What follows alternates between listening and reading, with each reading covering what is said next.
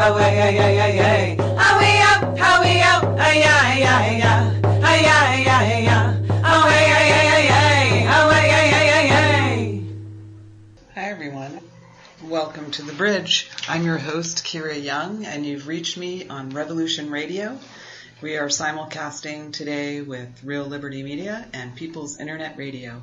So welcome wherever you're listening from, and thanks so much for taking the time to listen to the show.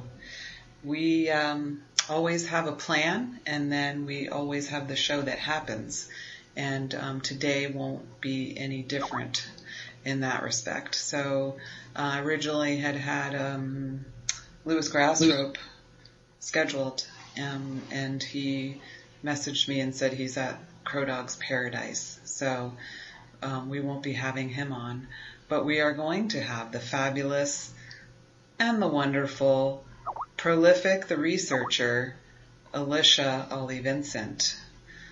So Stephen, if you could get her in here, we'll start rapping. Hello. Hi, welcome back to The Bridge. You are. Hi, Kira. How are you? I'm good. You're my go-to water protector. You don't mess around. You are available when you say you can do something. You do it. So thank you so much.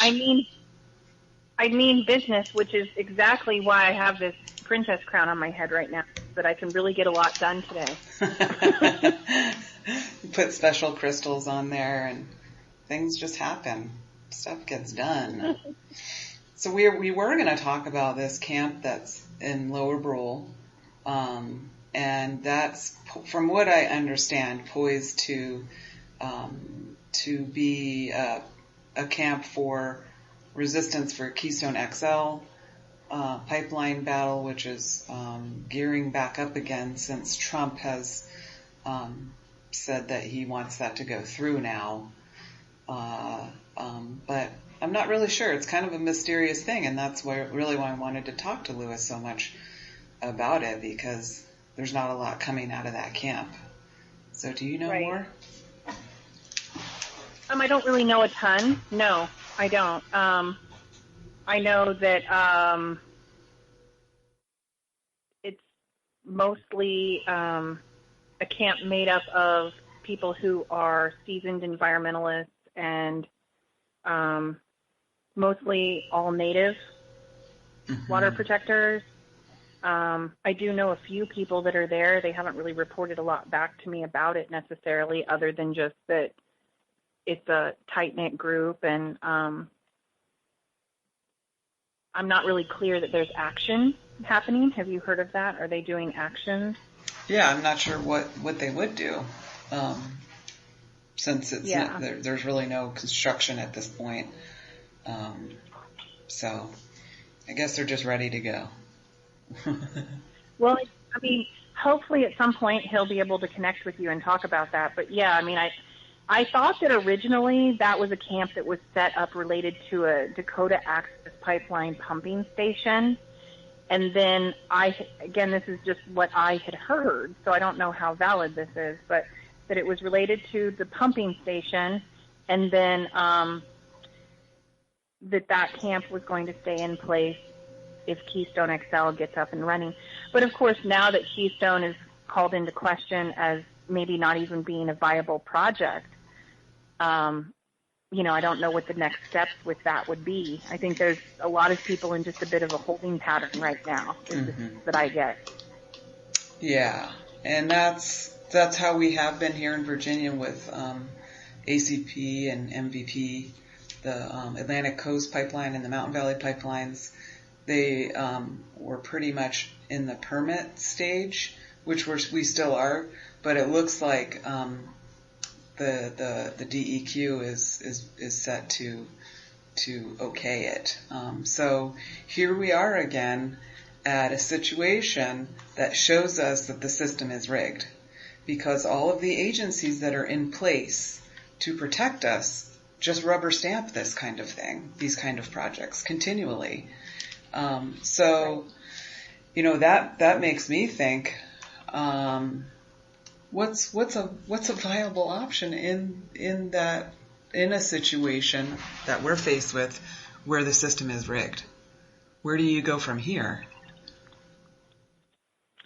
Well, these are the things that I've been thinking a lot about this week because I don't know, like, isn't there a point where we all just get a little bit burnt out or overloaded or something, and there's just a bit of overwhelm that happens? And this week in particular, I think I've had that where every day I've set out to do actionable items, and it has turned into feeling like I was not in control of the day. I was not in control of the dramas that are coming up from infiltrators or, these various plants, people that are there to start drama, but then also wasn't in control necessarily of just knowledge about which projects and what the status of them are. So we do have these pipeline fights all over the country.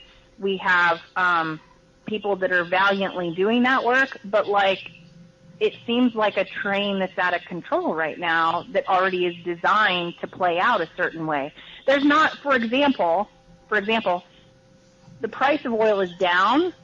Energy Transfer Partners and all of these large companies, their stock is down. Mm-hmm. And yet we're pushing forward with this desire to pump all these things out of the ground, and I'm not understanding where the far-off logic is. Aren't you missing that nugget? Mm-hmm. Yeah, and that brings me right back to rigged system. Rigged. Yeah. Mm-hmm. Back. And I could go really far with that. I could go really, really far with that and just go what's the plan? We're going to just ruin our planet and then we're going to go live on some place. I could go really out there. But for me, it's also about the immediate. In the immediate, why are we trying so hard to push for this concept of energy independence, the guise of energy independence, when really we're just supporting foreign countries with all of these fossil fuels so that they can manufacture. We know what the outcome of that's going to be. We also know that we're not going to be able to stop our consumption. It just seems like the train is out of control. Mm-hmm. Mm-hmm. It does. It truly does. And we're not at a point where we're like, hey, look at these victories. Let's celebrate them. Because there are some victories too. Like Energy Transfer Partners, their business, they're not doing well in the market right now. Their business is in trouble. That seems like a cool thing. Divest, the whole idea of divest, and they're suffering. Yeah. So we're divestment is a really valuable thing. Energy Transfer Partner stock, though, that you're specifically talking about, it's down like a quarter. 25 cents in the last day, really. But it's been dropping steadily for the last 6 or 8 days. And then prior to that, of course, it has its ups and downs. But for the most part, it is dramatically down over the past 8 months from where it should probably be if you were a stockholder and wanted to see it in the green.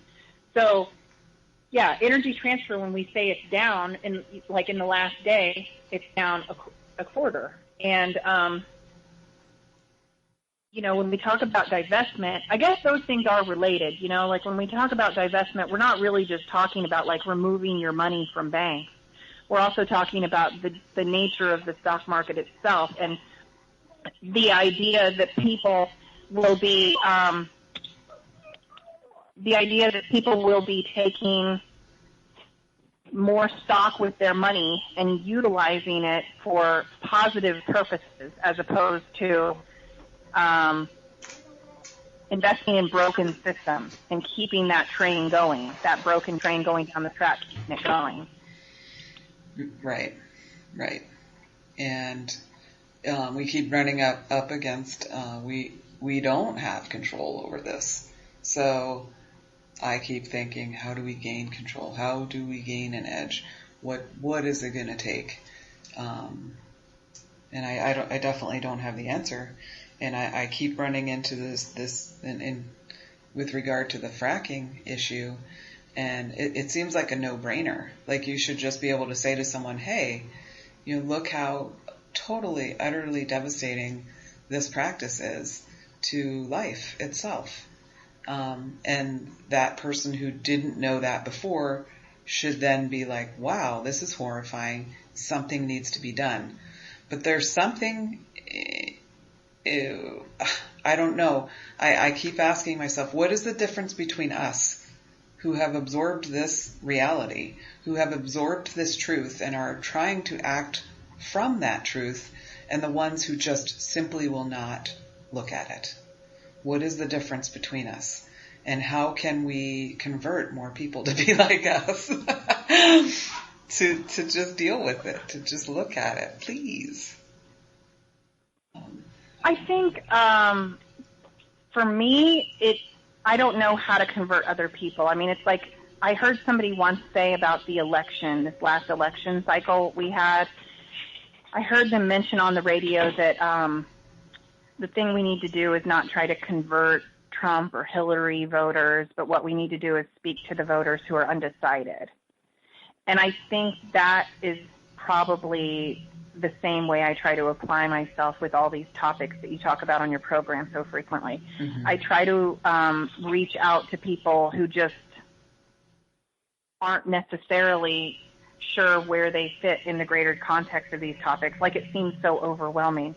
And sort of the same way that, you know, like in the 80s when, like, there were all these tech geeks and all these companies were hiring IT professionals and things, you know, there was like a certain tech speak that they utilized. You know, it's like they knew all this inside information and it was very overwhelming.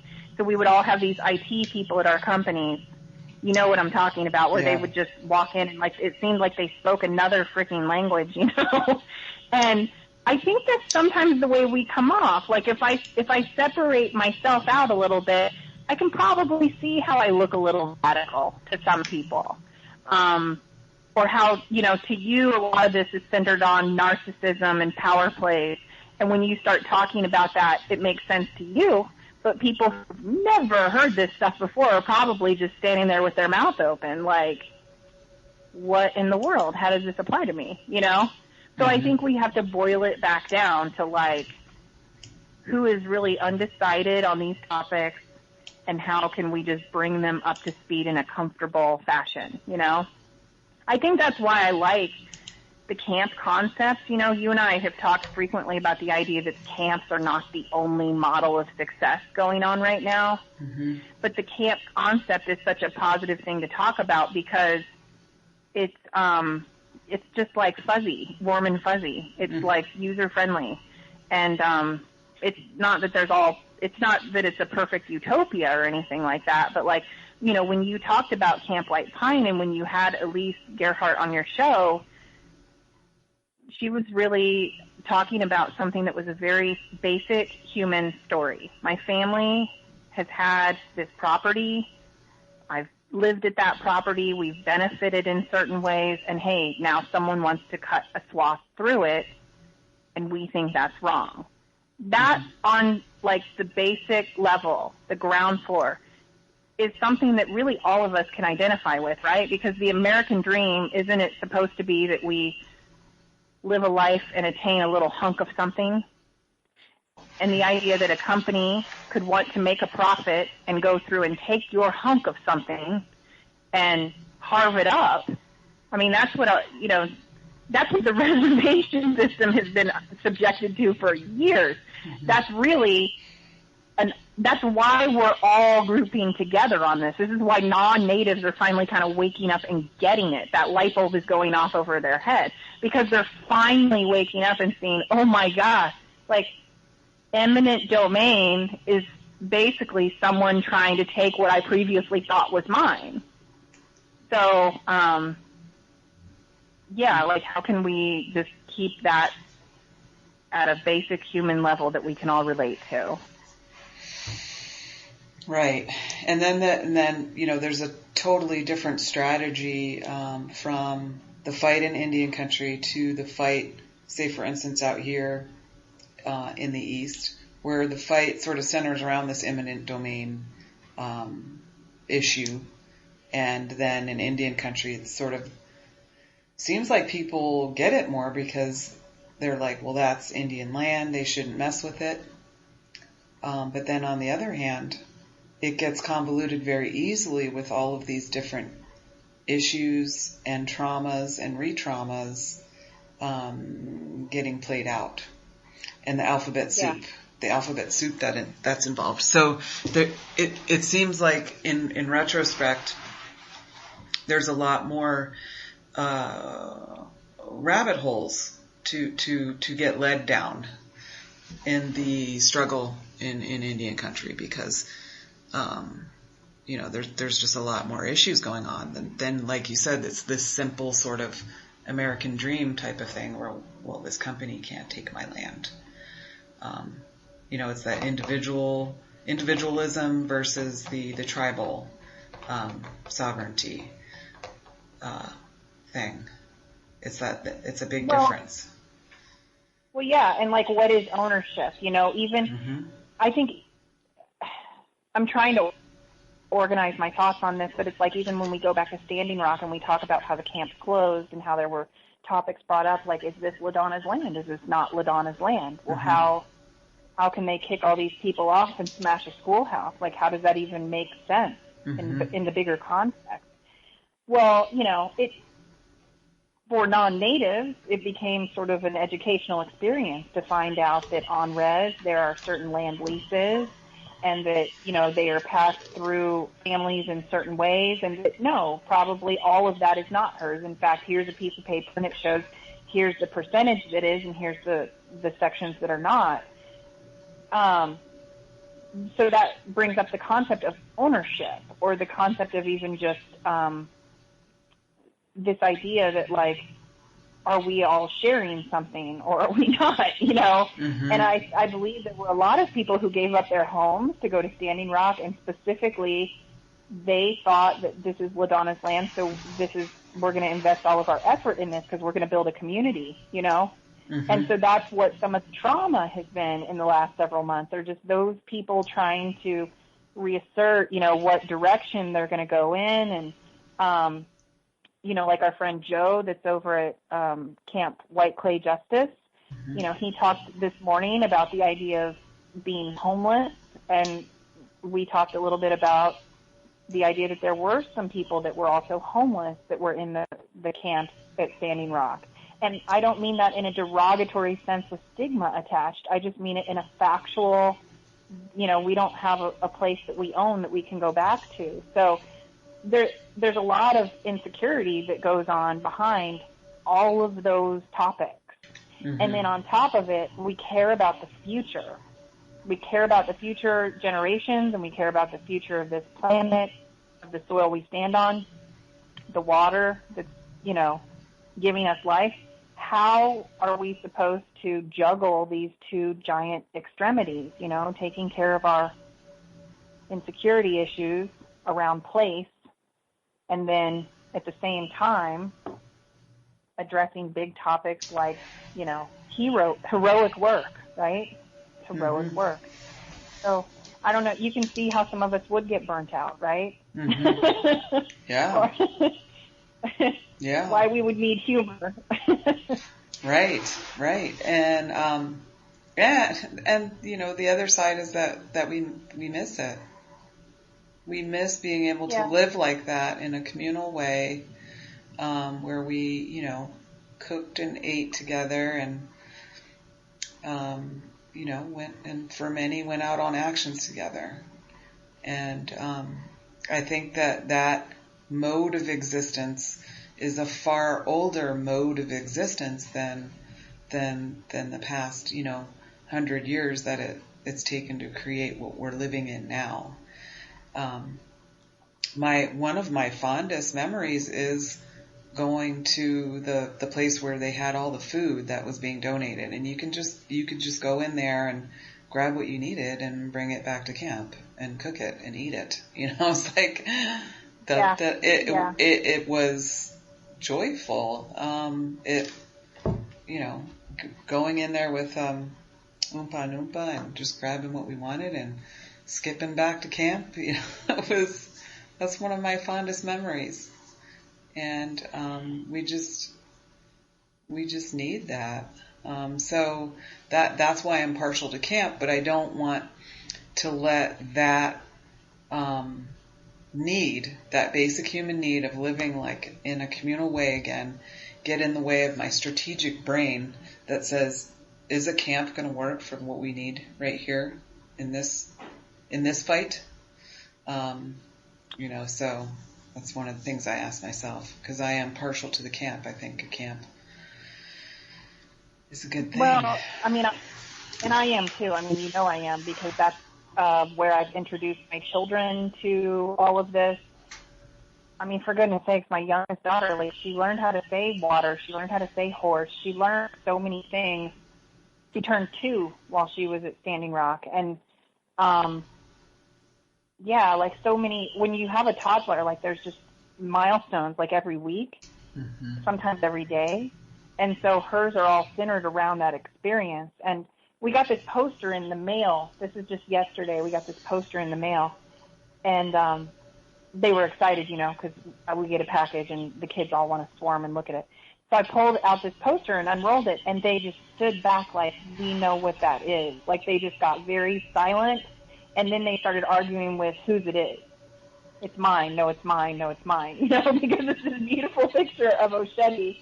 And so, we're very sentimental on that. So the camp experience is kind of what it's about for us in a big sense. But I also know that that's not the mode that works for everyone.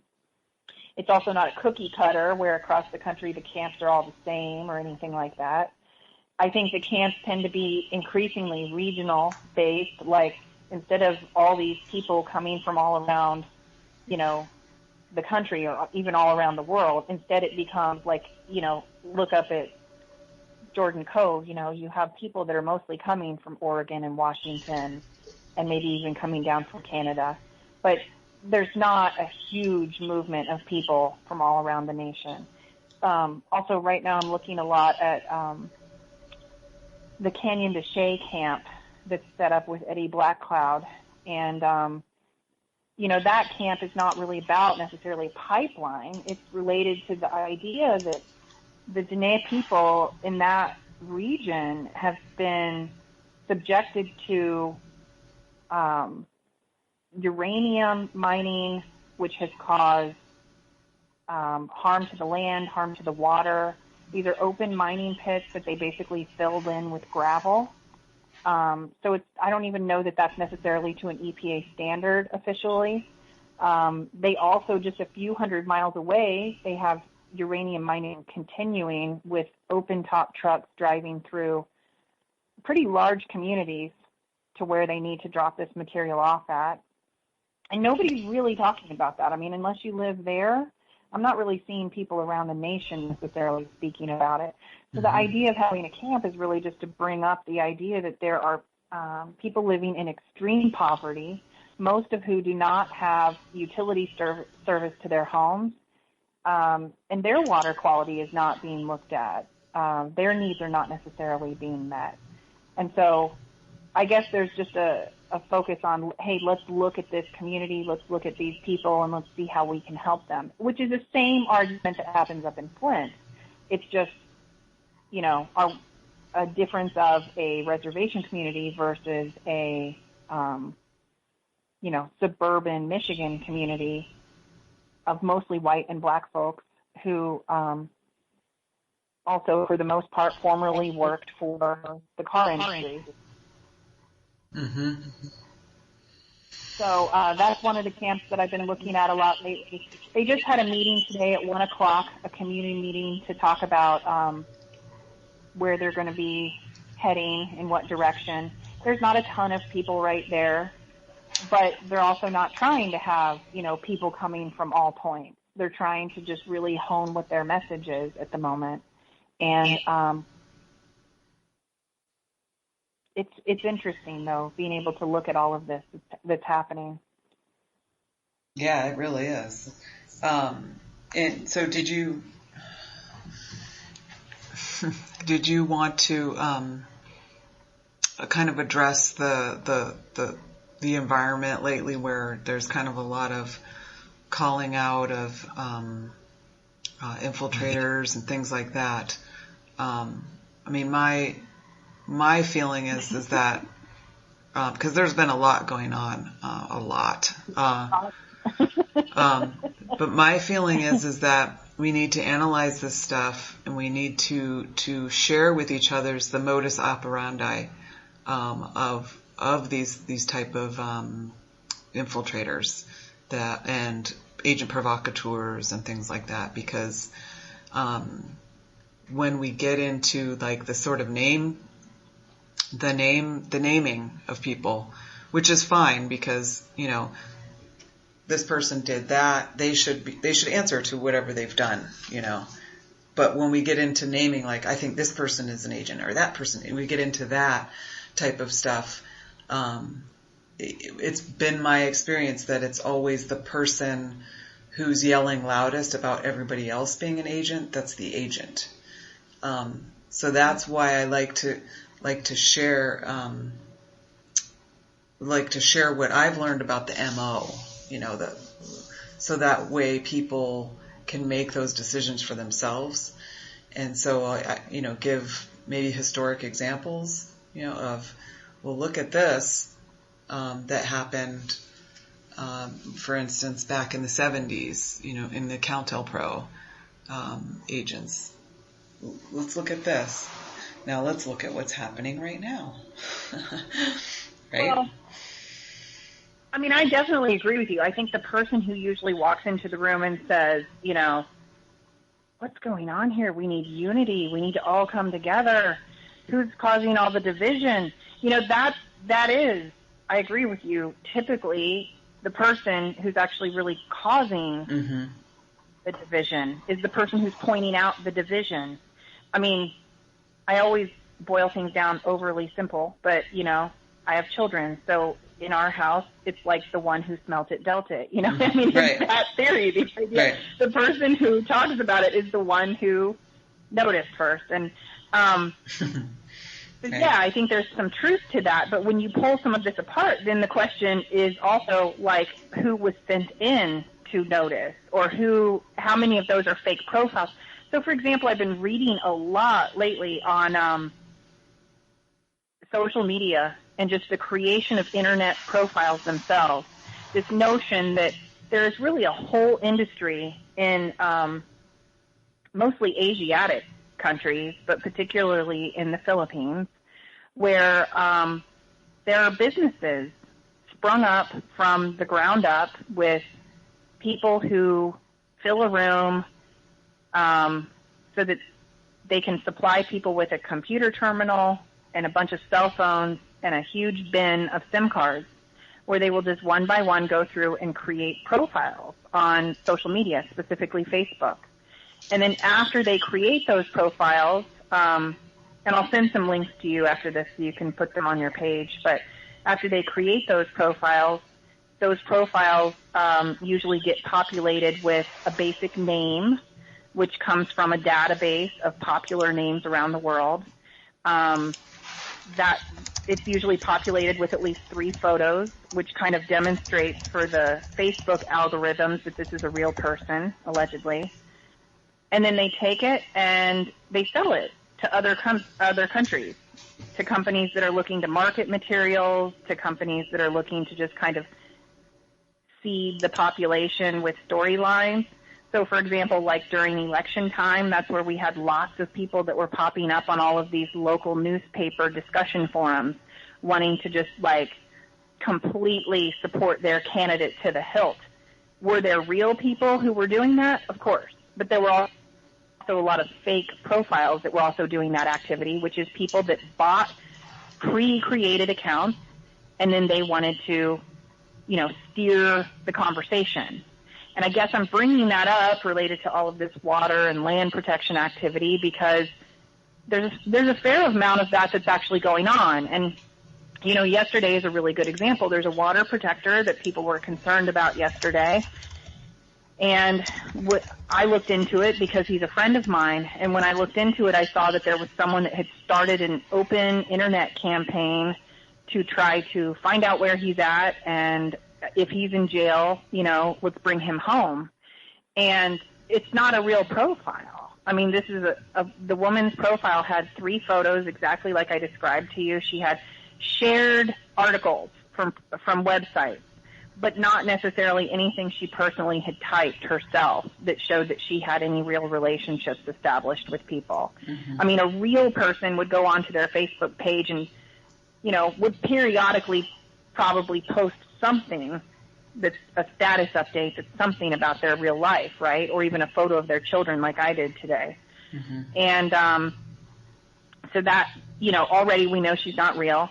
And then her first action was to post his arrest record. Well, that doesn't sound like somebody that wants to support him. That sounds like somebody who wants to do the opposite. However, she hit the target right on the head because she tagged a number of people who would be interested in seeing him helped if he were in danger or something. So without question, those people did what, quote, keyboard warriors do, which is they immediately started forwarding it to tons of people. And next thing you know, there's posts all over the internet about him.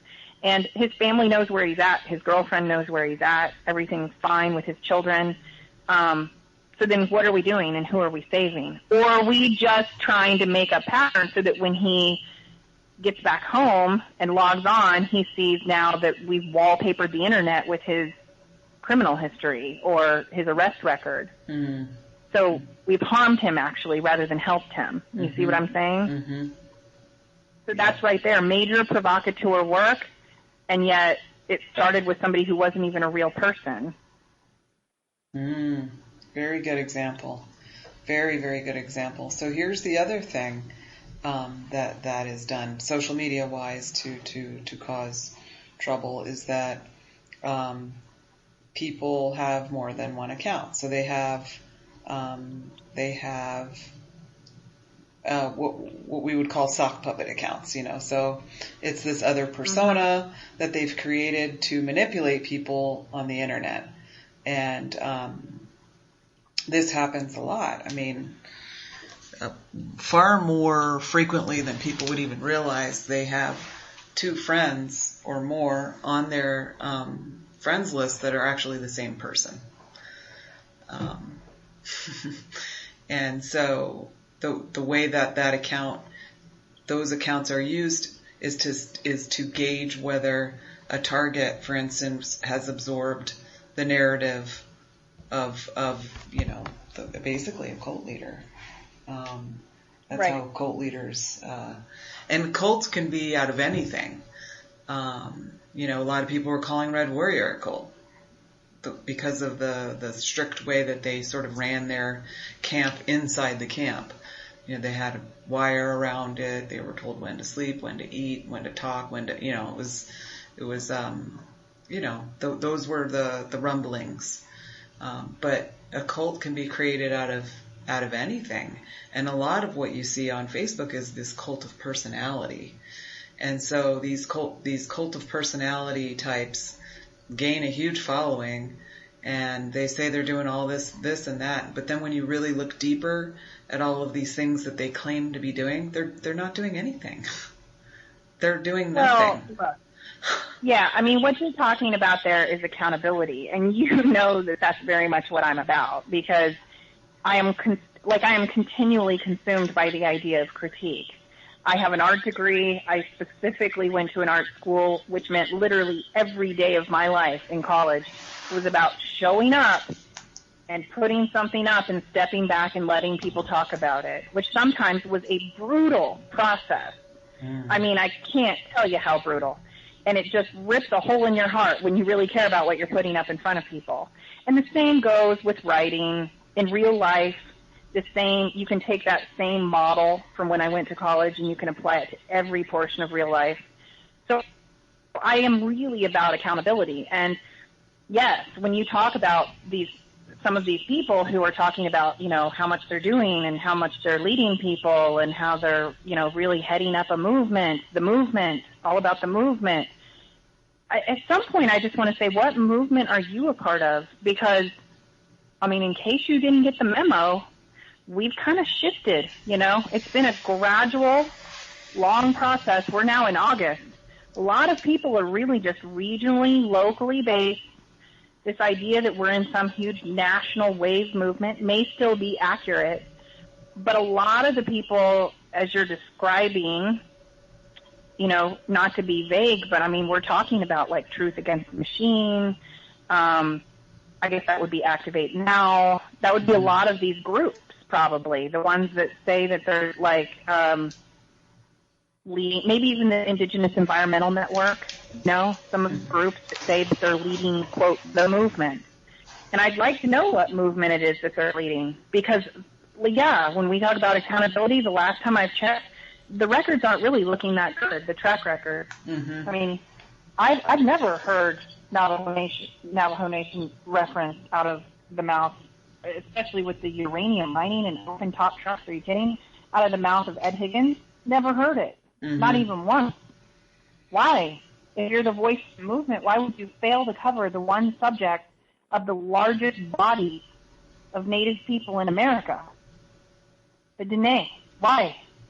So, then you look at Truth Against the Machine, you have sort of similar things. They tend to have more of a focus related to politics. They tend to utilize the subject matter that connects with Native environmental focused issues. But on the other hand, I'm not really seeing them focus on necessarily small issues. They seem to really take on things that have already attained a certain amount of notoriety. So they talk frequently about Flint. They have spoken about some of the things going on down in Florida. But yeah, so what's the accountability? And shouldn't we be able to ask these groups or these specific leaders, what have you accomplished lately? Mm-hmm. Shouldn't that actually be a number one question that we should be asking? Because, hey, isn't that the role that they serve? If these are people that are built on a social media platform and gain celebrity and gain the money to do all this traveling because of that, then aren't they also the same people that should be accountable to addressing what their success or failure rate is? Right.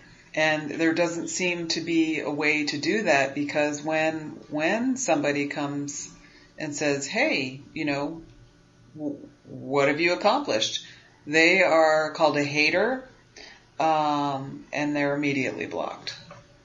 So there seems to be this inability to tell the difference between a hater and a troll and somebody seeking accountability. Well, yeah, and, I think I sometimes have been labeled a hater or a troll. I know I have. Mm-hmm. I mean, last week, somebody referenced me as being the same.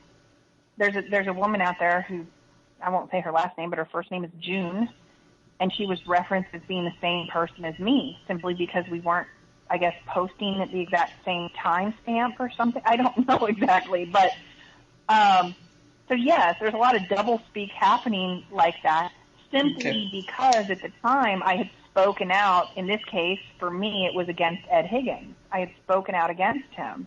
So he accused you of having a sock puppet account, right? He accused you. Okay, maybe one of his sock puppets did. Yes, the Flying Monkey crew, yes. It was the Flying Monkey crew. And then the same crew then accused me of being connected with Lily Kincaid and a number of other people. And so, here I mean, this is just my first person perspective, but so here I am. I really legitimately am a single mom in Kansas. And here I am standing in the middle of this, looking in both directions, essentially, going, well, no, I don't support you anymore, Ed Higgins. And yes, I do have questions, and I'm going to keep asking them because I'm an activist, and that's my job. And then I'd turn over in the other direction. I'd have to look at Lily Kincaid and her group of people who were really adamantly against him. And I have to say, and I don't really support you either, because Lily, I think you're a liar and blah, blah, blah. So I really found myself in the middle of a bunch of awful, because where do you go from there? I try to stand for truth. I try to stand for action and accountability.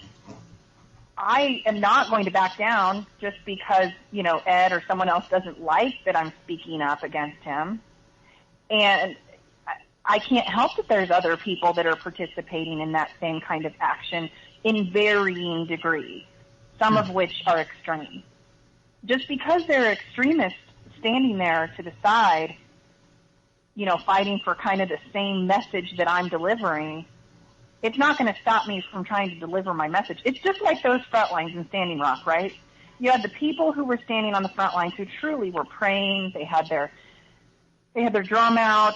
They had sage in their hand.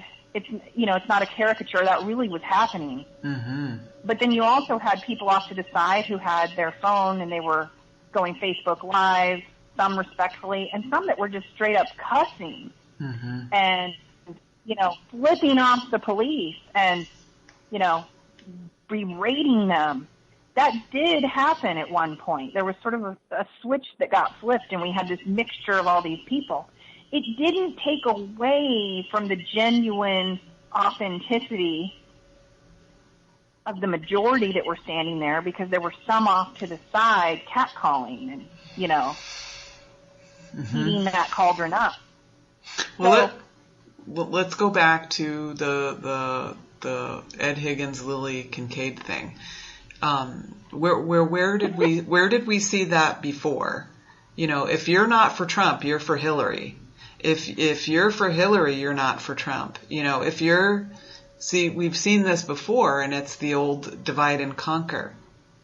So a lot of times what happens, in this social media environment is that a person is sent out to make it look like this person's under attack because people are starting to ask valid questions. And so they turn it into a circus, and they send out, there are good flying monkeys and the bad flying monkeys, you know. So these type of personalities have the flying monkeys that attack anybody who's asking valid questions, and they have flying monkeys that make it look like they're under attack, like they're the victims. You know, and this is completely textbook pathological narcissist crap.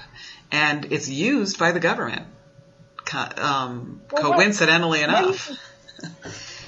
What you just said is such a beautiful observation that honestly I have not put a lot of thought to. I mean, there's been a lot that's gone on this week, but let me just also go back to what you just said, which is what you just presented is the idea that maybe Ed Higgins is being criticized and maybe Lily is upset with Ed Higgins, but you came to the idea that, you know, maybe this is a divide and conquer strategy in and of itself, and that somehow those two are related in a way to pit Ed in a sympathy position, which is, you know, I've been comparing a lot of this to the World Wrestling Federation lately, and it's very similar to, you know, 1980s style, you know, wrestling matches on television. It's very similar where, you know, if Hulk Hogan is like sort of waning in the numbers and there's not as many people tuning in or buying his merchandise, you know, suddenly you have to have like a villain coming in from the side and completely, you know, bringing the attention back to him and everybody being sympathetic again. So, like, you know, that's the pop culture reference, I guess. But I have not really put that much attention to that possibility. But I think it is entirely possible. Yes, I think you're right. Because I will just factually observe that I was a part of that particular thread, the Anonymous Bites Back thread, where Ed was on with Billy Taylor. I was a part of that thread from the moment it started. And I did not realize that it was going to be, I mean, I don't normally participate actively with threads where I just start like posting. This is the first time I've really done that in any sincere way because I was so irritated by what I was hearing.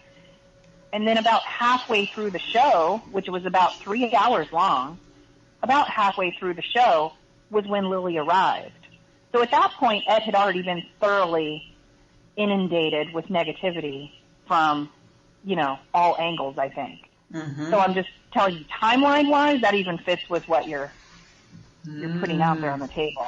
Yeah, because the pathological MO, so these narcissistic cult leader types, when they are under attack, or how they perceive themselves to be under attack, which is just basically asking a valid question or having reasonable boundaries, you know, things like this, they will always turn it around to make themselves look like the victim. So that's why this scenario makes sense to me, because all of the valid questions that are being asked demand an answer, of him, all of them. There's no, there's like rape allegations, there's allegations of sharing water protector information with the other side, Tiger Swan. There's all kinds of allegations that money displaced, donations displaced. Are you favoring certain stories because of friendships? The Kathleen Bennett mention of her story just immediately sparks, irritation among a huge number of people. So yes, there's a lot of issues that need to be addressed. And I have yet to hear almost any of them addressed at all by him. And I'm not trying to stand here be down, down, down. I was extremely supportive of what his projects were and the direction he was heading. And particularly when I looked at a Native movement that I was participating in, I wasn't trying to be on a camera ever. I wasn't trying to do all kinds of, put my name at the top of the page. But when I saw that, honestly, as one of the few non-natives who was out there being supported, I wanted to see him succeed, I really did. I also didn't want to see him go dirty, that's for sure.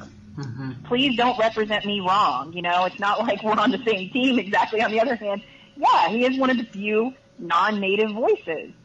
So, yeah, do this right is what my attitude was. I don't get the sense that any of those questions are being responded to. And in fact, on that particular thread that we were just talking about, my posts were all removed, all of my commentary. There was also an indigenous leader up in Canada, and all of her comments were removed. There was a woman in California who's very influential with the water protection movement there, because as you know, they have drought issues. Her comments were removed. So I don't know, I think that's also something worth looking at, how maybe some of these live feeds are being monkeyed with by the continual effort to kind of pick and choose some of the things that are being left in the open comment area, deleting and blocking some people from those pages, but then also just removing whole sections of their comments. To me, that's not transparency. I can't think of another mode of journalism where you'd be able to really do that with success. I see Trump do that now all the time. He just won't address certain things, and then he won't invite those reporters back to the room. But it's odd for me to see that in this movement with liberal topics and in activism, because, yeah, I do believe that activism is about people who essentially at the core stand up and say, hey, I don't like how this is going. I want to say something about that. Right. So how do we deal with it? We've had a conversation about this before, and for myself and what I've, gone through with sock puppet accounts and cult of personality leaders and things is I just block them, because obviously there's nothing really of value being done there. And the place that it leads you to is not a good place. And I just smelled something terrible the moment I saw his face. So how did he get the mic? Of all of the non-natives that showed up real early on, how did he get the mic? And it made me question everything. Was the whole thing an experiment? It really took me to a terrible place immediately upon seeing him with the mic, so to speak. Right. Yeah. So I never had a good feeling about him. But who wears a button-down shirt to camp? Seriously, it reminds me of when I was a kid in the 70s, my mom would take me to protests and stuff, and we would literally laugh at the FBI agents because they were still in their G-man, suits and stuff. at these protests. Like they weren't even trying, in the beginning, they weren't even trying to like fit in. And then they went to the other extreme where they were like trying too hard, you know, and just like the hardest, you know, most tattooed.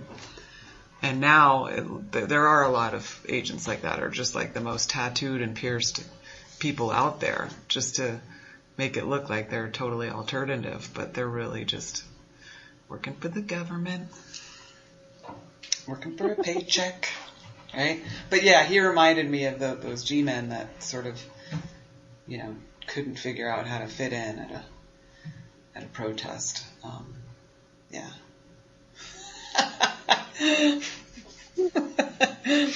So we on have Thanksgiving Day was actually the first time that I consciously remembered seeing Ed Higgins, and it was Thanksgiving Day when there was that action out at the base of Turtle Hill, and this is before the bridge was built to go across the water.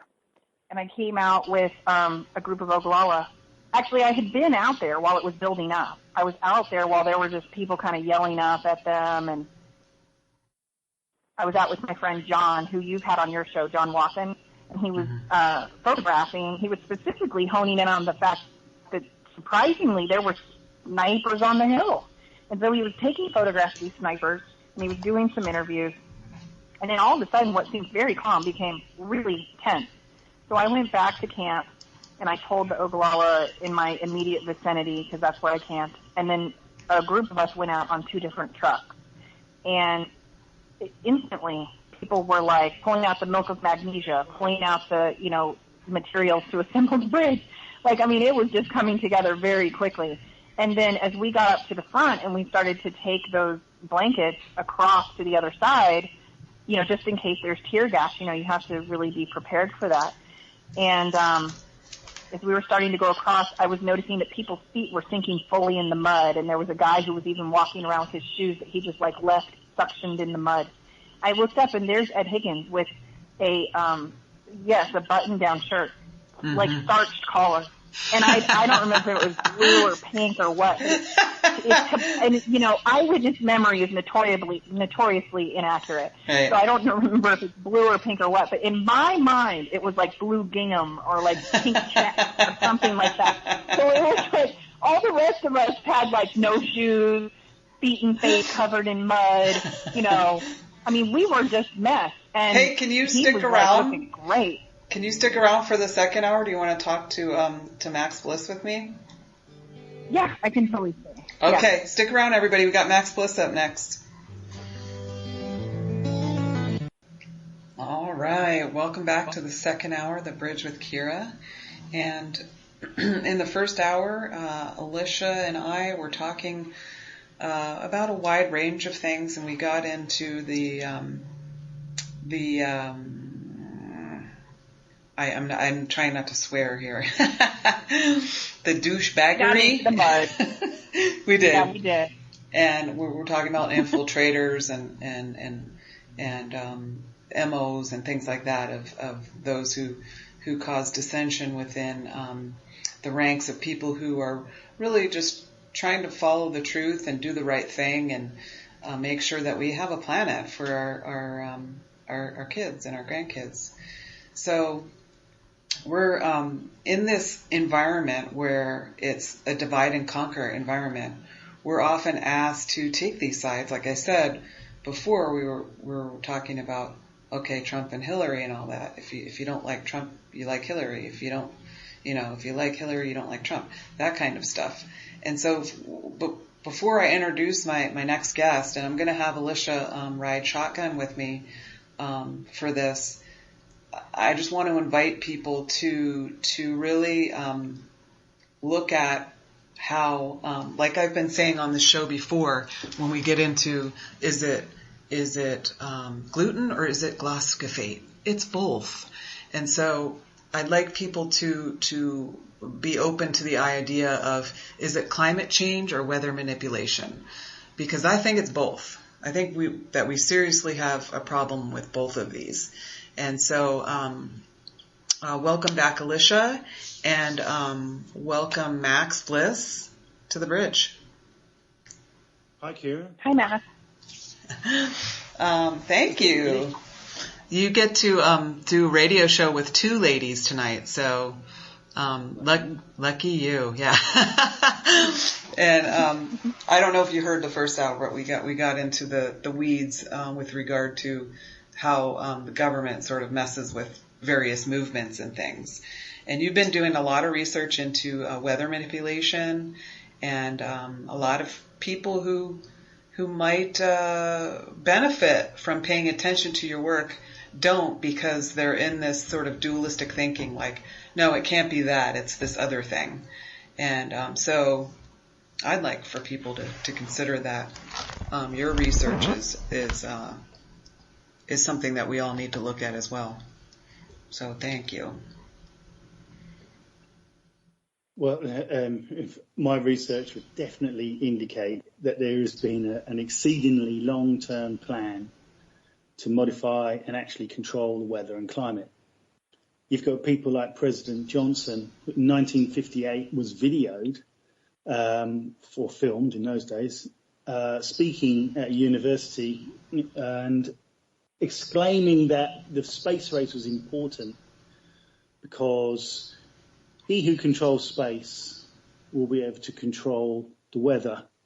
And when you can control the weather, you can control the world. And he specifically related directly to understanding about cloud cover, because clouds are absolutely vital and central to controlling the weather and climate. So, I mean, 1958, that's not even halfway backwards to the earlier days when some serious people were talking about weather control. They've really, the scientific framework for today's weather modification programs are over 100 years old. Yeah. So it's been a very, very long-term plan. And the whole thing is, if you can control the weather, you can control water cycles, hydrological cycles. You can begin to control food supply, crop success, harvests. You can then also begin this huge agenda to make people believe that they are responsible for changes that are happening to the weather and climate. To try and get people to feel responsible that driving your cars around or excessively using energy or whatever it might be is causing a problem to the planet. Now, I know from the studies of inadvertent weather modification, they were learning how to use industrial processes so that the byproducts could be used for weather modification. So that basically the weather modification programs that are in place, they encompass many different areas. It's not just aircraft seeding the clouds or contrails seeding the clouds or ion beam emitters charging particles in the atmosphere that can change a blue sky to grey, which was described about over 100 years ago, but is also recently described as recent as 2014 by Ken Caldeira, one of the world's leading climate engineers, where he's got a patent where he lets the cat out of the bag, where in one of the figures that he has supporting his patent, he has a flow diagram, and it's about weather control and profit, how clients will ask for a change in the weather, i.e. some rain over agricultural crops, and the order goes in, and then the satellite receives a message from a ground-based ion beam emitter. That deflects the beam to particles charged in the atmosphere, and it will rain or create clouds to a specific size and rain in a controlled and coordinated way over a specific region. That's Ken Caldeira, supposedly the champion who's going to save us from the global warming scare, making, or at least a co-inventor of a patent that's about making money out of weather control. And I will point out that this particular patent is associated with Bill Gates. Because Ken Caldeira works for Bill Gates, but the company that it's actually filed with is actually one of Bill Gates' companies. So we're talking about the richest of the rich people interested in having total control. Right. So yeah, it's incredible. And I'm going to relate this back to Standing Rock, to an incident that happened at Standing Rock, and a lot of people questioned it. And I want to see if you think this is a possibility. So back, I think it was November, the end of November, there was this freak storm that popped up, and it just buried the camp. And everybody that was from there, well, first of all, it wasn't forecasted. Wasn't forecasted at all. But all the people that live in that area said they've never seen a storm like this, that just sort of popped up out of nowhere and just buried everyone like boom, and not forecasted. And so that happened at a pivotal moment. Do you remember this, Alisha, when this freak storm popped up and buried the camp? Yeah. And I do, because we had sort of a summer type tent set up still. And so a lot of people did. And it was unseasonably warm up until that blizzard, that pop-up blizzard just boom, hit. And it was a pivotal time as well. And it was a time when people needed to stay in camp to get things done, and they couldn't. And people just had to abandon their camps and try to get someplace. But there were cars all off on the sides of the roads and everything because nobody knew the storm was coming. So my question for you, Max, is, can they, based on your research, can they do something like that? Make some sort of pop-up storm come and just bury a camp? Yep, absolutely. They've been doing it for many, many years. There's evidence of it. They did it in 1952 at Lynmouth in Devon in southern England. They were doing cloud seeding. It's called Operation Cirrus, and known by the pilots as Operation Witch Doctor. And basically that was a rain-making operation that went wrong. They created a storm in the middle of the night and killed 35 people. Tried to blame it on a freak natural causes, but later on it came out. There's also examples, like in 1987, there was a massive forest fire in China, and China was appealing for help, and the United Nations were involved, whatever department they were using, and they called on rainmaking, cloud seeding things, and within 2 days there was massive rainfall that put the fire out. This is confirmation that they can just make it rain when they need to make it rain. They did it in Germany, in Chernobyl. When Chernobyl went off, that's in the Ukraine, and when they had the nuclear disaster, the Russians were cloud seeding to make it rain to try and restrict the amount of fallout that was coming towards Russia. So, which they did. So they made rain on demand. So, and you can also, in fact, in King Galdira's patent here, he talks about being able to get ski resorts to pay for the snow that they would make. Wow. So, yeah, they could without a question. They've been doing it for years. In fact, they were cloud seeding in the 1930s. One of the patents that Ken Caldera refers to as co-inventor on this patent from 2014, one of the patents, the technologies he refers to, is from 1925, and that's spraying charged particles of fine dust into the sand, sand into the atmosphere. And basically, this is all about ionization in the atmosphere. And they're able to do that. They could do that with planes. They could do that with a land-based cloud seeding acetone burner, which they've been doing since the 1940s. And that can create rain or snow, depending on the conditions, over 300 miles away. A land-based cloud seeder can do this.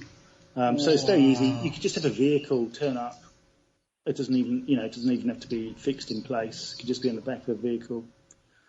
So yeah, it's quite easy to do this. Wow, I'm blown away. So, I was thinking while you're talking that... Sorry to interrupt you there. Here's a classic example which you can find on YouTube, actually. Do you remember the Woodstock Music Festival? Mm-hmm. There is a news report. Some reporters are interviewing some of the people there, and it's towards the end, and it's tipping down with rain. And two guys come up to report and say, why don't you do some reporting on the cloud seeding that's been going on? 2 military planes flew over, spraying smoke, and then it tipped down with rain, and it's like, And so raining on their parade, like they want to spoil their fun. And, of course they can do it. Well, and we had a bunch of planes flying over there, too. I mean, they were... It could be any one of them. Wow. So what do you think about that, Alisha? I mean...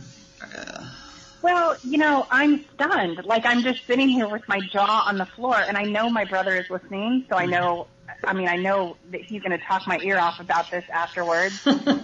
I try to always meter myself, though, with things that are this big by also just thinking of humor, And so I can't help but hear you, Max, and just go, there must be people who tell you you're crazy, and what do you tell them?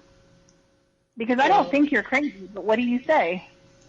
Well, the thing is, one thing I try to stay away from, and it's hard not to, especially in the beginning, is try not to use your own opinion. You've got to use facts. You've got to have a basis on what you're talking about. So you've looked at research and you've got documents you can draw upon. You need to have a basis. So you're talking from a solid platform. So you're no longer crazy. It's not your opinion. You're not joining the dots yourself. I mean, you are, of course, because you're putting the information together, but the information is like a puzzle. You're finding the pieces of the jigsaw, and the more pieces you find, the bigger the picture is, the easier it is to actually describe what's happening, because you've informed yourself. So I kind of talk to people from a basis of information. I need to rely on it. And fortunately, there is a wealth of information out there. Everything people want to find out at the moment, ignorance is a choice, really, in the age of information. And, True. At the moment, there are 56 nations around the world with full-time active cloud seeding programs. Now, and they cover a large portion of the planet. That's according to the World Meteorological Organization. But that's not actually even an accurate assessment, because those are full-time active seeding programs. There are many other weather modification programs that are also being used, many more, involving different systems as well, not just the typical active cloud seeding where planes are spraying different particles into the atmosphere. There are also ionization. There's different things like HAARP, of course, but there are different systems, all kinds of different systems being employed. It's quite sophisticated, but it's a similar principle. It's all about ionizing, putting particles, charging particles in the atmosphere, and it can be done in a multitude of ways. So how to not sound crazy is basically just to have the information to hand, and I do that because I'm reading about it all the time. I like that answer, because definitely that fits with, my approach to things. While you were talking, I was doing what I notoriously do, and multitasking. And you're right. Lyndon Johnson did say that. In fact, I found a whole host of links that support everything you're saying. And I'm really curious after this program to really go and look into it more myself. I'm one of those people who, I'm not, uneducated. I'm not naive, but I didn't even personally understand what chemtrails, for example, were until I went to Standing Rock and people talked about that. And then at first I thought they're joking. I thought they were joking. And then when they started explaining that, no, they're not joking, I thought, well, okay, these are extremists. But no, they're not. And so it's, for me, I'm also, standing here now in August, and I'm, almost a year into an awareness of things that I think the general public also would probably have that kind of innocent approach to. And so I look at what you're describing, and I'm just thinking, well, how can we get more people to recognize this? Why are we all watching, National Football League coming up here in the fall, but we're not going to be talking about the controlling of weather? Come on. Mm-hmm. Well, the bread and circuses, isn't it? There's a lot of social engineering going on to distract people. They don't want people focusing. Basically, whenever there's a really, really important issue that's repeated over and over and over again, excessively by the establishment, then that needs to be investigated. Because there's a reason they're repeating it over and over again. And it's generally to condition people and brainwash them. So they're trying to control the narrative. They're trying to convince the people that global warming and climate change is a catastrophic situation that needs to be addressed. And ironically, the way to address it is to be able to control the weather and climate, which has been the agenda all along. Mm-hmm. So this is the Hegelian dialectic, where it's, they create the problem, you get the reaction, and then they offer the solution is where they wanted to be right at the beginning. But now they've created a public license, or at least they hope to create a public license by convincing people we've got this problem, which is not actually the case. There are problems, of course, because we've got long-term weather and climate modification, where basically our planet has been subjected to weather warfare for a very, very long time. But I don't believe that we're hitting a tipping point. The only tipping point we're really hitting is a legislation one where the world is entering a global phase where one world government is virtually in place. Mm-hmm. That's the real catastrophe. That's almost upon us. We're talking about the United Nations Agenda 21, Sustainable Development, where basically all the governments are falling into line and entering into this communitarian phase where governments are giving up sovereignty to the United Nations and basically to the banks who control the United Nations. And so what we're entering in is this new phase where countries are just losing their autonomy. They're being swept up with new global legislation, new carbon taxes, new methods that they're supposed to live by. And this is the real threat. I mean, people worry about global warming, yet we've had year on year Antarctic ice increases to the point where we've got record levels since they started taking records of the ice in the Antarctic, which is in the 1970s. But every single year it's increasing, even the glaciers, not just the sea ice. So they're lying about, we've got real big problems with the Antarctic. The Antarctic goes through changes. It's been through changes before. In the 1950s, there's a submarine popping up in the North Pole. Even earlier than that, there are records of the Vikings living in Greenland, with 5,000 Vikings living in Greenland for 400 years. And then they suddenly had to abandon where they lived for 400 years because it suddenly got a lot colder. And that was because the medieval warm period came to an end. And then the Little Ice Age started. And we've actually just coming out of that Little Ice Age.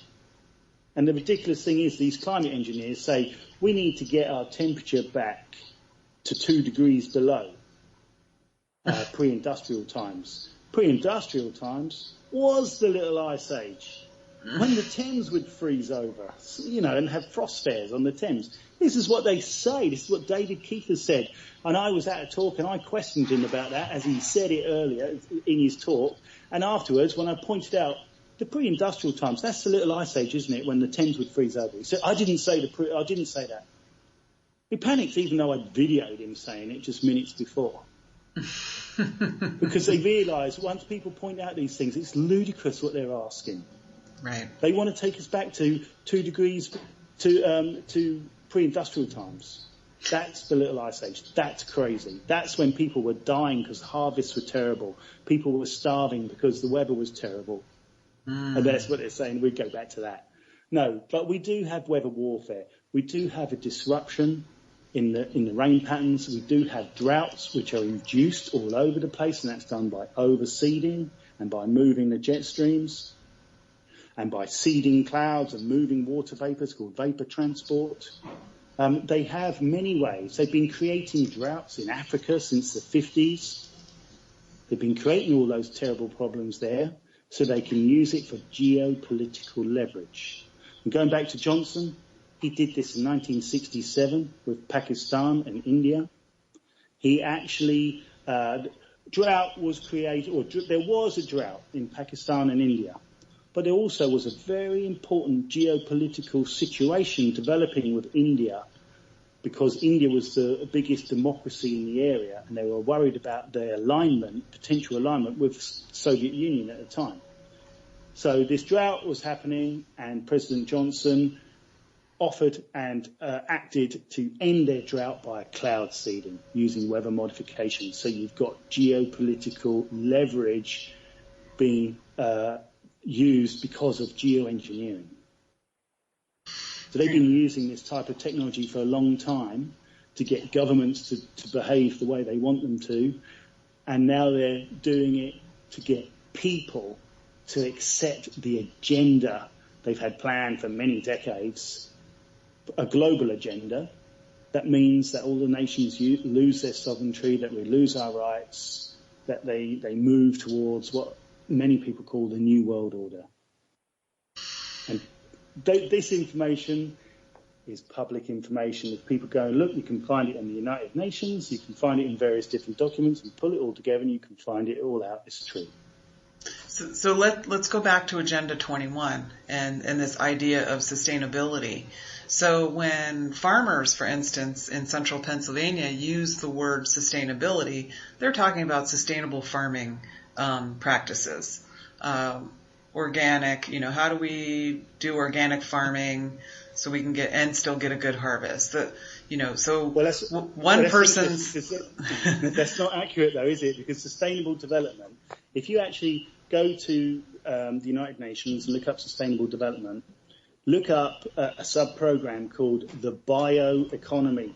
Mm-hmm. Now, the Bioeconomy is the United Nations solution to the global food crisis. Now, I say that, tongue-in-cheek, because the food crisis is a managed food crisis. Created, They need to have bad harvests. They need to create water shortages. They need to bribe some people to maybe not release, do a stockpile. Keep the problems going. We need a lot of problems because we've got a big agenda here. Well, the bioeconomy, what they really want to do is to move all food production to GMO food production. That's their solution. They've earmarked millions of hectares in Africa where they want to do all this GMO farming to feed the world. They want to use nanotechnology in these smart plants where plants will have an integration of nanotechnology and biology so that you actually have devices built into the DNA of plants that can detect temperature, that can detect humidity, that will signal when they need to be watered. That basically what they're trying to do is to create, in my mind, almost automated farming.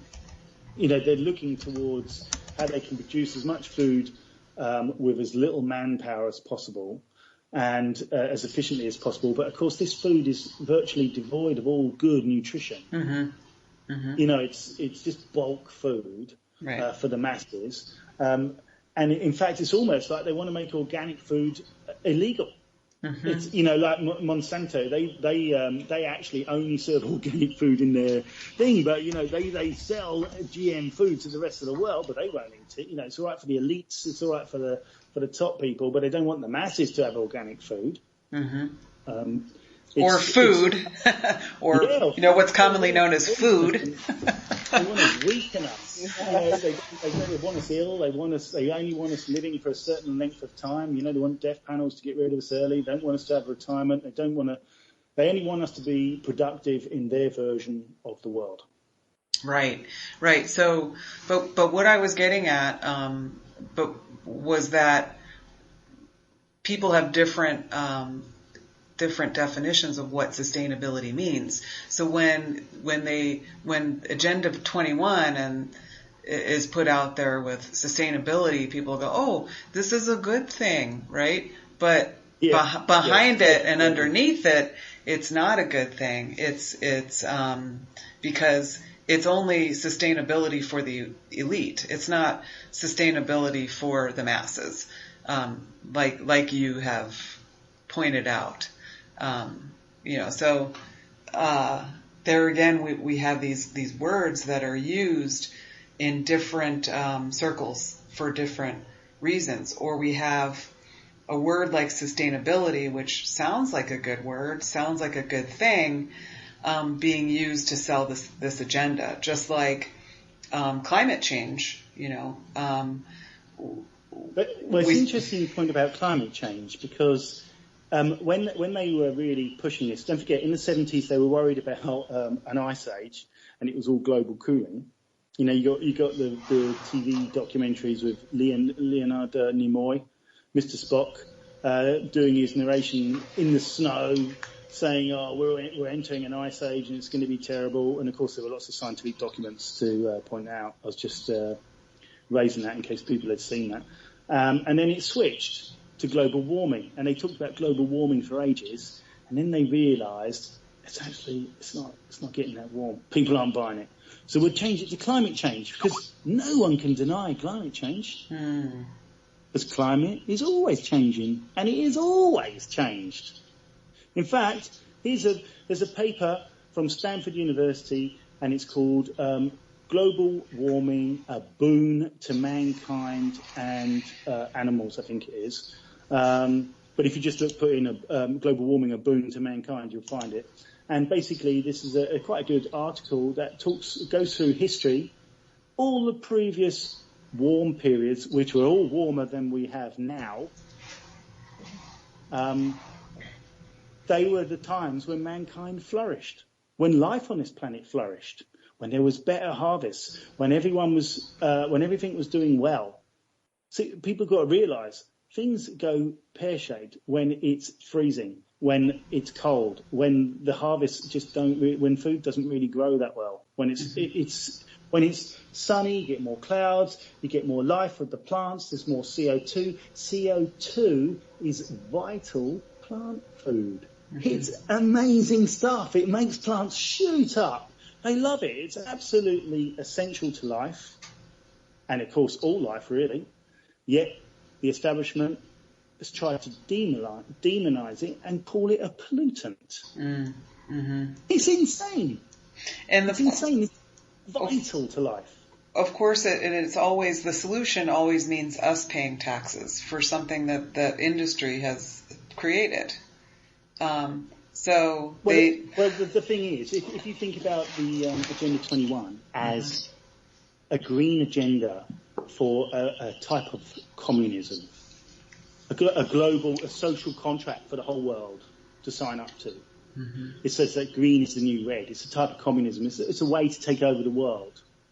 Then you can kind of think of everything that's happening is kind of upside down. You know, everything that they're saying is just virtually it's half-truths and lies. What the establishment are pushing, it's just half-truths and lies. And it's about creating a public license. They need to frighten people enough. Fear is a very powerful motivator. People start switching off and stop becoming inquisitive, stop having aspirations, stop thinking about the future, stop having fun. They just start panicking. Right. And in that state of mind, it's much easier to program people. It's much easier to condition people. And this is one of the problems I have with people who are in the chemtrails movement, and they talk about global warming and only compound the fear and virtually herd people towards sustainable development and Agenda 21 and all this talk about combating global warming. But indirectly, they're at the same time herding people towards this one world government system that the United Nations is on record trying to put in place. And of course, creating that public license to control the weather and climate, which is, it's what they've been working towards for an awful long time. Plus there are other issues about these particles that they'll be spraying into the atmosphere, supposedly with the support of the people who are frightened of global warming, because they think that the solution is to block out the sun and spray nanoparticles into the atmosphere. Well, these nanoparticles will eventually entrain in brains. And they've already been found. Lancaster University and a university in Paris have found carbon nanotubes and nanomagnetites and various other nanoparticles, which they can't explain, it's from pollution in people's brains. Well, I did a little study. I'm interested in many different things, but one of the things that I find that there's an overlap with geoengineering, and that's transhumanism. Yes, I was just thinking that. I'm glad you. And it is absolutely true. I mean, transhumanism was first mentioned by Julian Huxley from the UNESCO in 1958 as well. And he was also a guy who suggested they could melt the Arctic sea ice by detonating nuclear bombs. So there's a link. One guy talking about geoengineering and also about transhumanism. That's interesting. But the thing, I was at a climate engineering conference in Berlin in 2014, and it was a very interesting conference. It was a transdisciplinary event. And there were people from, all over the world. And there were times when people were talking about the need for transhumanism. So let's define transhumanism. This is how I define transhumanism. Transhumanism is the idea that we're not born perfect, that it takes some sort of surgery or enhancement or change, even up to artificial intelligence type of change to perfect us. That we're not perfect by virtue of being, created by God. or our parents. Right. Or our parents, however you look at it. But that we need some sort of enhancement. So we can Is this your own definition, or is this a definition that This is my own definition that I've come up with. So we see it in different, sociologically, we see it in different segments of society. So we see it all the way over into the geeky end of society with AI and all of these things that they're into, and then we see it over into the social justice. Where everybody needs to accept that everybody is everybody's gender is fluid, and where actually that's sort of not true. It's a special group of people whose gender is really fluid, and who may be born in a male body but have like a more feminine spirit. That's a special group of people that have a special insight. So that's in a different area here, but right. I kind of would like just to touch about the gender issue. Okay. This is quite closely related to Agenda 21, because population control is another invented fear agenda linked to Agenda 21, and the use of synthetic estrogens in the world population, the exposure through the pill, through bisphenol A, which is virtually in all food packaging. Tofu. When the list goes on and on and on, it's terrible. This is warfare. And of course, these estrogens have a very major impact, not only on things like cancer and many other things, ailments. They have an effect on the fetus. They are affecting the sex of our children. And so this whole transgender issue and, the gay explosion that happened in the 70s, I suppose. I know there's always been gay people and everything else, nothing against gay people, whatever, but it's like it's been excessively pushed. Right. And the idea is anything to destroy the format of traditional life, family life, what's acceptable in society, because the more they break down traditions, the less resistance there will be to the massive changes they want to bring about. Okay, and yeah. We have still got many more changes that they plan to bring in.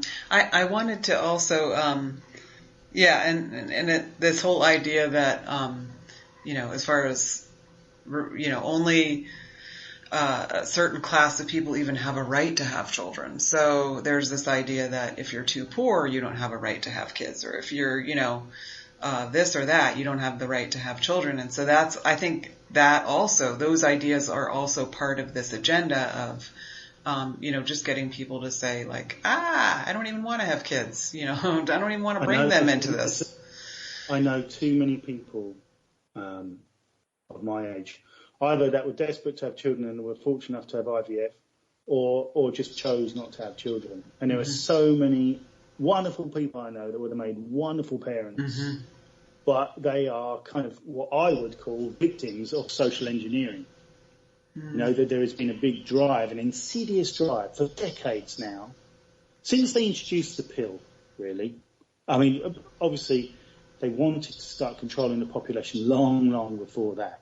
But once they got the chemicals and the reason to con people into doing it, into using it, then they could really push the social side of things. You know, they were doing this back in the 20s with jazz and at the beginning of the free love stuff there.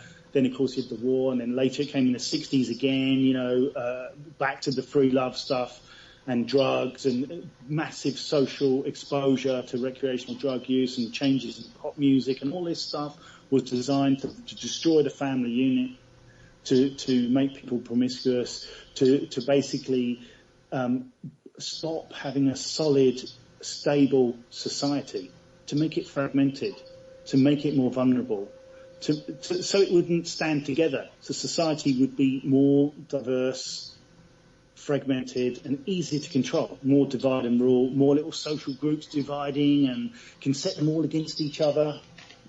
And of course, then you also can add in the mass immigration that started then in the 60s and the 50s and 60s.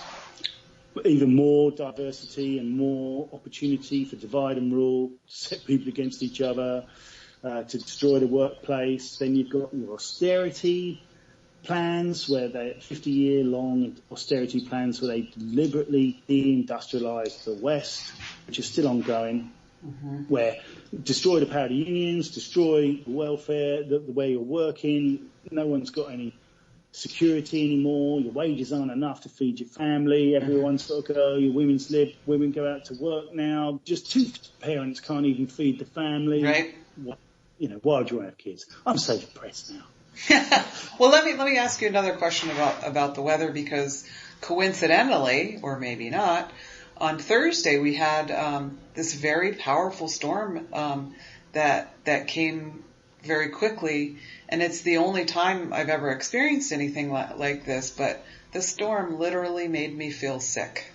I suddenly got very dizzy, and it felt sort of like a cross between a migraine and a seizure.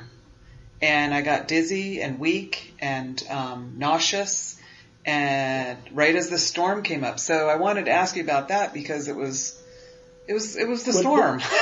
It was the storm. No. We felt this as well, and many people I know have talked about this. I mean, the thing is, there's lots of different chemicals going into our atmosphere now. So there's two elements to this. There can be the chemical elements, but a major component of this is the change in the electrical field in the atmosphere. You know, like a lot of people who have arthritis, when it's raining and everything else, all their arthritis sort of gives them a lot more pain than normal. That's because of the charge in the atmosphere.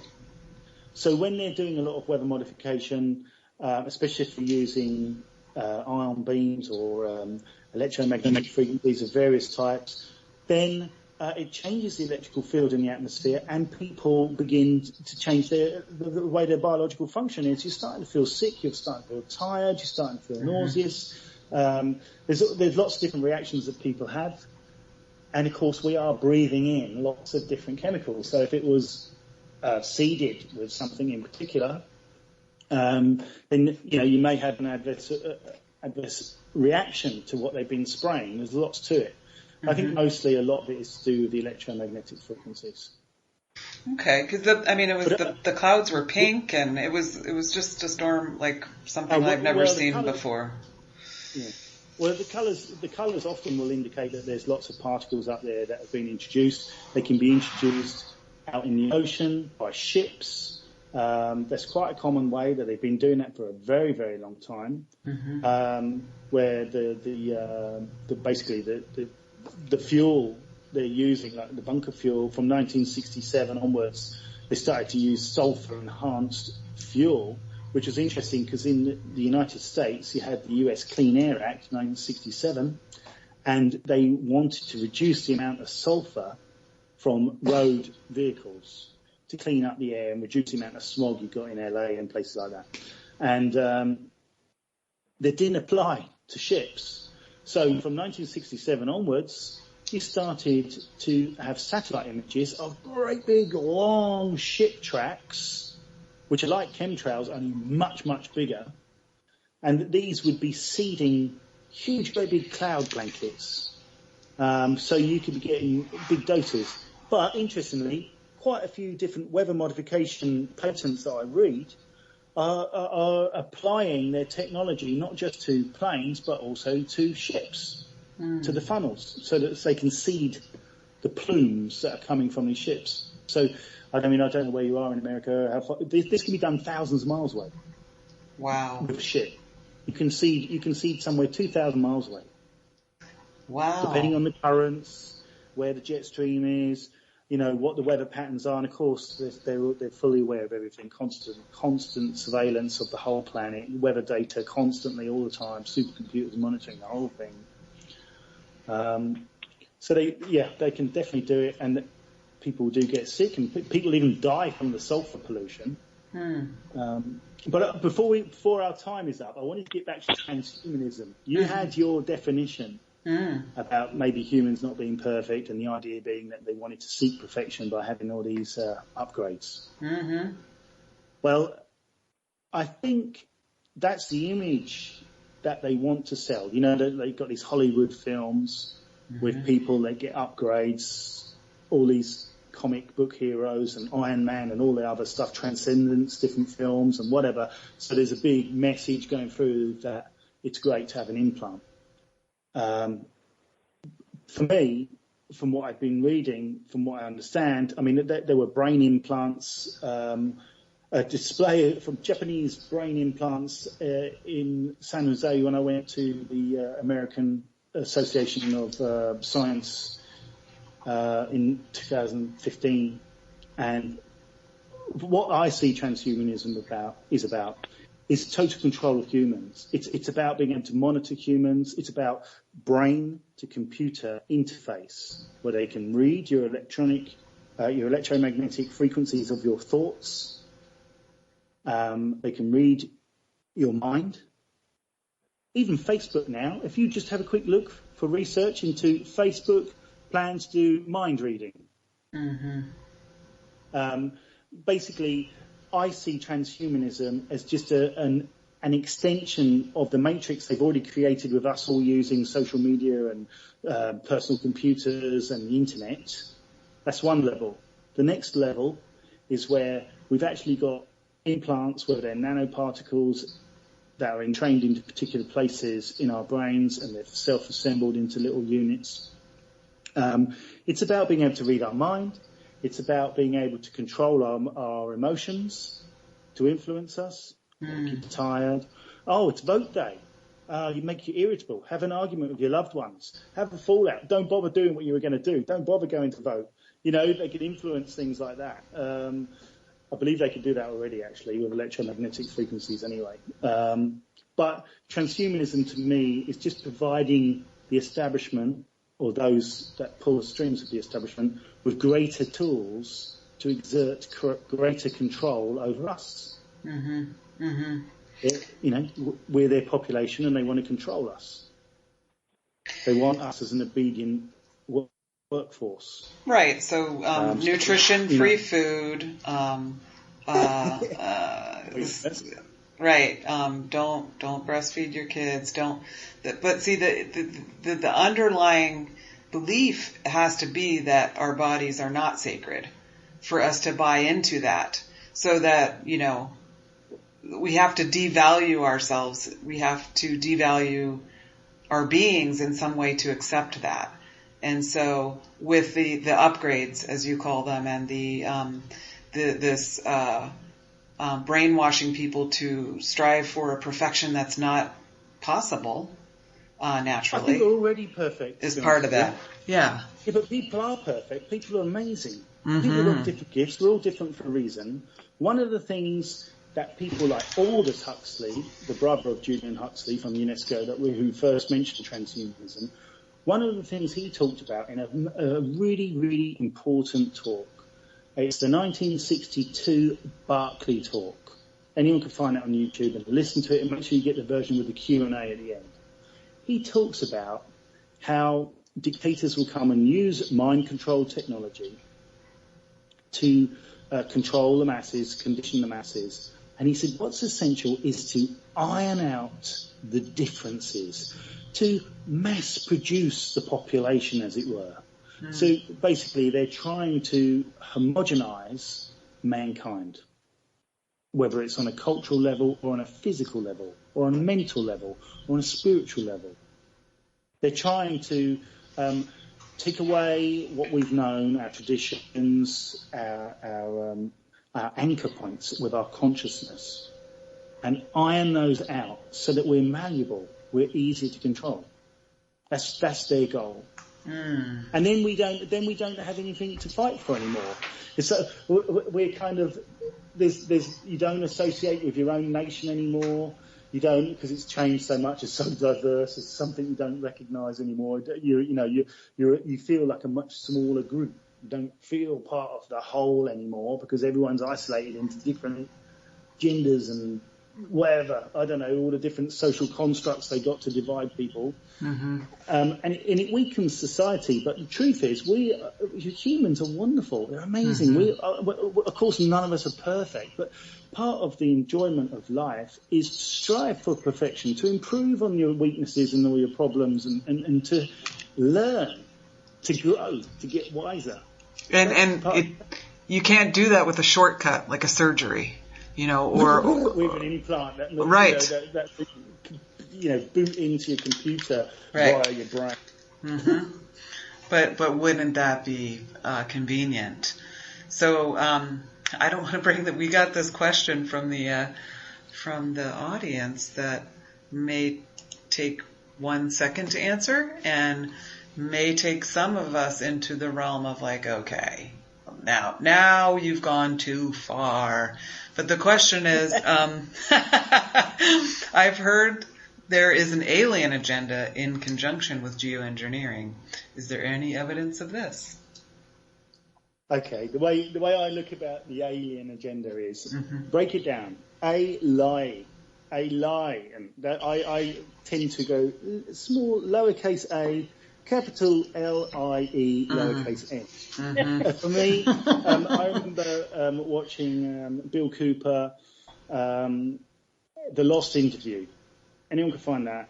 And he was a guy that talked about spaceships that he'd seen and everything else, and he was being interviewed, and he said, well, basically, he was naval intelligence, and he felt he had been fed information deliberately in a covert way so that they would believe it. But he believes that the technology is real. Yes, they might have anti-gravity flying spaceships that they developed, and I can assure you that this was discussed over 100 years ago, not long after Maxwell made his equations about electromagnetic frequencies.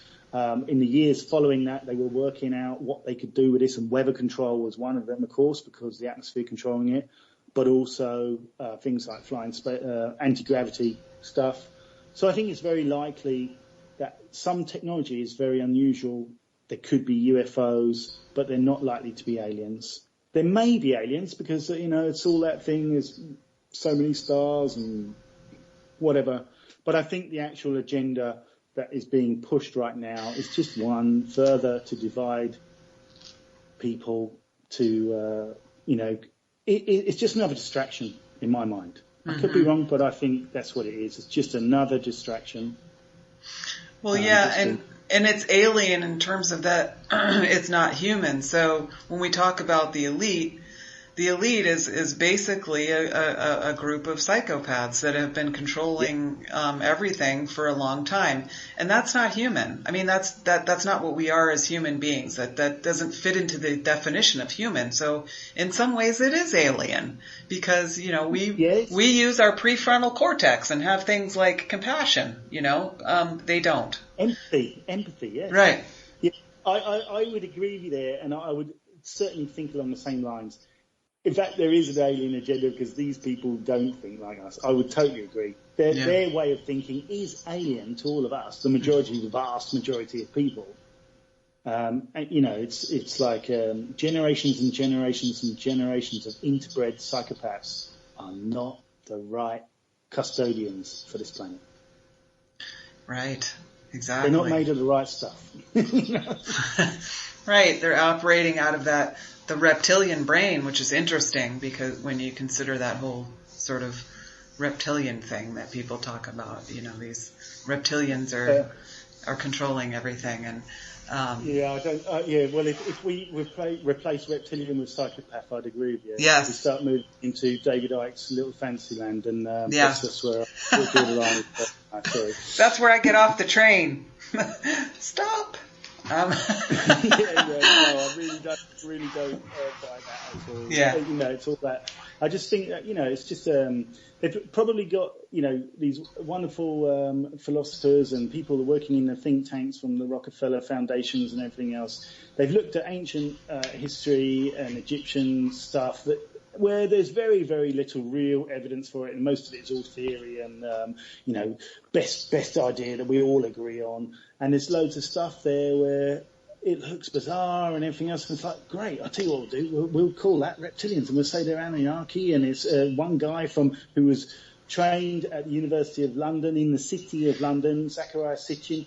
Yeah, I've translated that really accurately. No one else will know if you've actually done it accurately. And it's all about an aliens coming here, and that explains the diversity on this planet. Yeah, it's all made up rubbish, as far as I'm concerned. Yeah, and when people have said to me in the past, like, we're basically monkeys, like, mixed with alien DNA, I'm like, speak for yourself. Yeah, according to this. I'm not a monkey. Yeah. It's like, no way.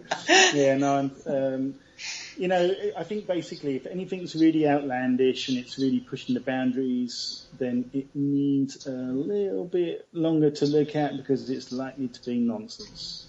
Right, or take away from the stuff that we really have a lot of data for. So, my mind goes to, okay, why is the alien thing being linked to geoengineering? Because we got a lot of evidence here in the geoengineering category. So we need to try to make it look crazy, and we need to try to discredit it in some way by linking these two things together. I had a small run-in with a troll just yesterday or the day before, and they must have like a site they can go to and get all the latest information about you or whatever. And they said, you're one of those flat earthers, alien, blah, blah, blah, whatever, reptilian, blah, blah, blah. And I was like, I think you need an update on that, because I've never been into any of those. That's just nonsense. It's like that's used to discredit people. That's what that's all about. Yep. Thank you, Max. We're already out of time, and thank you so much, Alisha, and thanks to all the listeners and everybody behind the scenes. Thank you so much. Thank you. Bye-bye. Bye.